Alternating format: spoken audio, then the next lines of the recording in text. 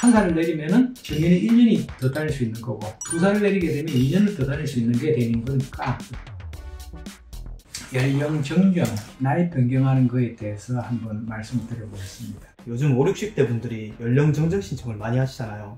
연령 정정, 등록부 정정, 주민번호 변경이라고도 합니다. 5, 60대 분들의 경우에 실제 생년월일하고 호적상 생년월일이 틀리신 분들이 꽤 있습니다. 이건 그 당시 시대 상황하고도 많이 연관되어 있는 문제인데요.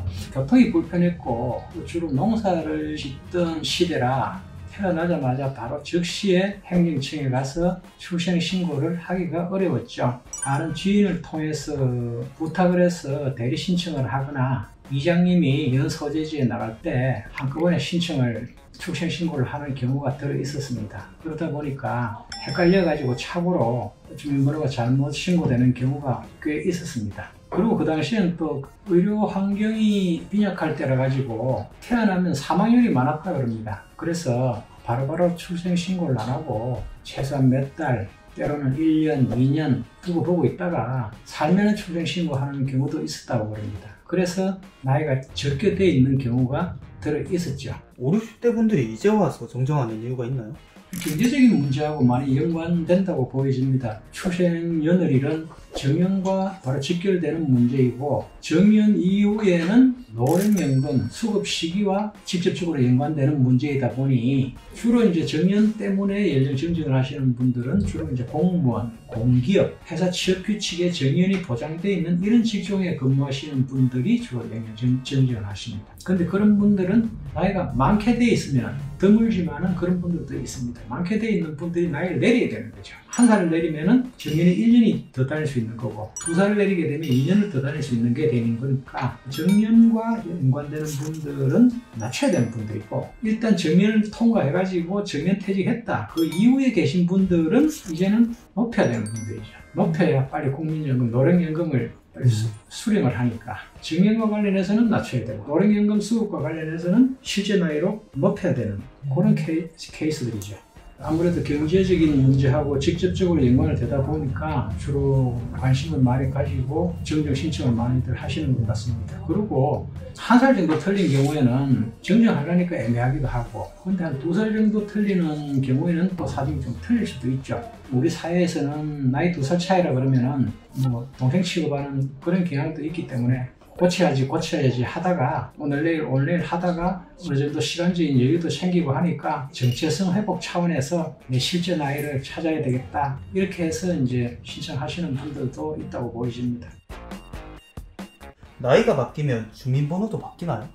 당연합니다. 우리가 어디 가서 뭐 신분 밝힐 때 주민번호로 사람을 식별하는 경우가 많은데 그런데 그 주민번호에서 출생년 또는 출생연월이 바뀌어버리면 동일성의 차질이 생기기 때문에 상당히 민감하게 취급되는 문제죠. 그렇게 쉽게 안 바꿔줄 것 같은데 그게 되나요? 쉽게 바꿔주지는 않습니다. 이렇게 생각해 볼 수 있습니다. 사람의 나이라는 게 실제 태어난 나이가 사실은 본인의 진짜 나이가 맞지 않습니까? 그런데 기본증명서에 기재가 된 거는 우리나라 대부분에서는 판례상 그것이 진정한 걸로 추정을 하기 때문에 그걸 바꾸려고 그러면은 추정을 뒤집을 만한 그 증거를 제출을 해야 바꿀 수 있는 겁니다. 악용할 소지가 될 수도 있겠네요? 악용의 소지도 있기 때문에 더욱더 민감한 문제가 될 수 있죠. 일단 신청이 들어오면은 법원에서는 경찰청을 통해서 범죄 경력을 조회를 하게 됩니다. 전과라든지 이런 범죄상으로 악용의 소지가 없는지 여부를 판단하기 위해서 범죄 경력을 경찰청을 통해서 조회를 하고 신용정보 내에다가 신용정보 조회도 동시에 하게 됩니다. 그 기본적으로 범죄 경력, 신용정보 조회 두 가지를 한 이후에 그 두 가지에서 문제가 없어야 일단은 간하게 됩니다. 범죄 경력 조회나 신용 조회는 기본적인 과정이고 두 가지에서 문제가 없다 그래가지고 등록부 정정이 되는 것은 아닙니다. 통상적으로 제일 많이 증거로서 제출되는 것이 초중고 시절의 생활기록부, 학생 생활기록부와 집안의 족보를 보통 많이 제출을 하게 됩니다. 학생생활기록부에는 예를 들어 초등학교에 뭐 늦게 입학했다든지 일찍 입학했다든지 실제 나이가 차이가 있는 경우에는 담임선생님이 생활기록부 안에 실제 나이가 몇 살이라고 기재가 되어 있는 경우가 있습니다. 유력한 증거로서 활용이 됩니다. 그리고 집안에 족보를 편찬하는 경우가 많죠. 그 족보에는 호적상의 나이와 관계없이 실제 연령이 기재되는 경우가 많습니다. 그 족보 사본을 증거로 제출해도 그것도 아주 좋은 증거로 활용될 수 있습니다. 생활기록부나 족보에 실제 나이가 없다면 신청할 수 없는 겁니까?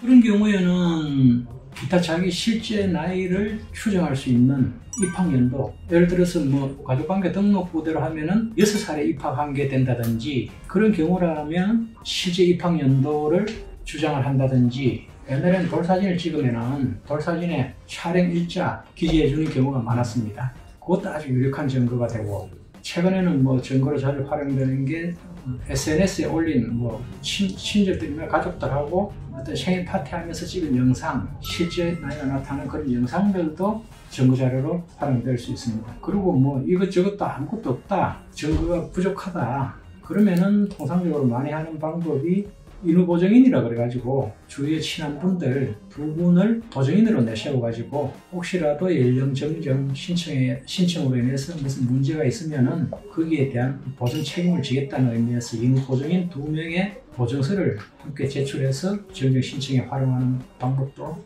쓰이고 있습니다. 오늘은 등록부 정정, 생년월일 정정에 대해서 간단하게 살펴보았습니다. 이상 강종구 법무사였습니다.